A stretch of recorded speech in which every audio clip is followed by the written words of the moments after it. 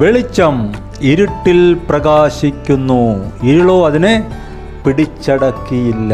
പകലും രാത്രിയും, വെളിച്ചവും ഇരുട്ടും. ആ ഇരുട്ടാണോ ഇവിടുത്തെ ഇരുട്ട്? അല്ല.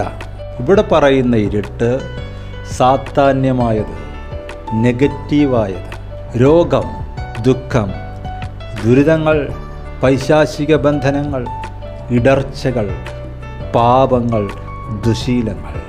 മനുഷ്യർ ബന്ധിക്കപ്പെട്ടു പോയി. സന്തോഷമായിട്ട് കഴിയേണ്ട കുടുംബങ്ങൾ തകർന്നുപോയി. ഭാര്യാഭർത്താക്കന്മാർ വേർപിരിഞ്ഞു പോയി. മക്കൾ മാതാപിതാക്കളെ അനുസരിക്കാത്തവരായി. യുവാക്കൾ ദുശീലങ്ങളാൽ പിടിക്കപ്പെട്ടു. പക്ഷെ ഭയപ്പെടേണ്ട, നല്ലൊരു വാർത്ത. വെളിച്ചം ഇരുട്ടിൽ പ്രകാശിക്കുന്നു. അതൊരു സത്യമല്ലേ? ഇതുപോലെ ദൈവത്തിൻ്റെ വചനം, വിശുദ്ധന്മാരുടെ പ്രാർത്ഥനകൾ, ദൈവഭക്തന്മാരുടെ ഇടപെടലുകൾ നിങ്ങളുടെ ജീവിതത്തിൽ നിന്ന്, കുടുംബത്തിൽ നിന്ന് ഇരുട്ടിനെ മാറ്റി നിങ്ങളെ, എന്നെ രക്ഷിക്കാൻ പര്യാപ്തമാണ്. സുവിശേഷത്തിൻ്റെ വെളിച്ചം, വചനത്തിൻ്റെ വെളിച്ചം, പ്രാർത്ഥനയുടെ വെളിച്ചം, കൂട്ടായ്മയുടെ വെളിച്ചം, ദൈവസഭയുടെ വെളിച്ചം നിങ്ങളെ രക്ഷിക്കും.